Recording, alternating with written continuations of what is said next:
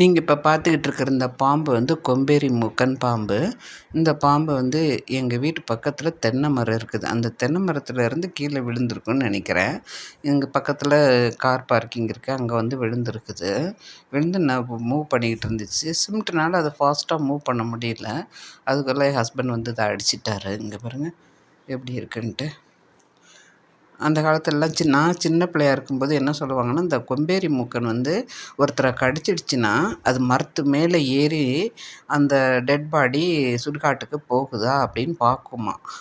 அந்த பழக்கம் அப்படின்னு ஒரு கதை சொல்லியிருந்தாங்க. அது பொய்யோ இல்லை ஆக்சிடென்டலாக அது நடந்ததை பார்த்து யாரும் சொல்லியிருக்காங்களோ என்னமோ தெரியலை. பட்டு பாம்புனாவே நமக்கு பயம்தான். பாம்பு வந்து விஷம் வந்து மிக கொடிய விஷயம். இப்போ லாஸ்ட் வீக்கு கூட எங்கள் ஊரில் ஒரு பொண்ணு வந்து மரத்துக்கடியில் படுத்திருக்கும்போது மரத்து மேலேருந்து கருநாகம் ஒன்று விழுந்து அதை தட்டி விடும்போது அந்த கையில் கொத்திடுச்சு.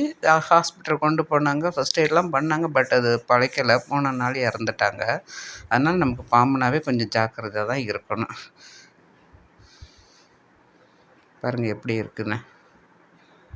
இதான் கொம்பேரி மூக்கன் மரங்கள்ல எல்லாம் இருக்கும். நம்ம மரங்களில் பழமெல்லாம் பறிக்க போகும்போது நானும் சில தடவை சப்போட்டா பழம் பறிக்க போகும்போது இந்த மாதிரி பாம்பு மூவ் பண்ணுறத பார்த்துருக்குறேன்.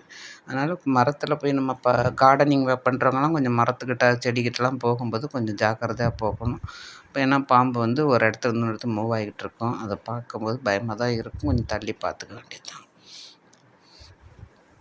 தேங்க்யூ.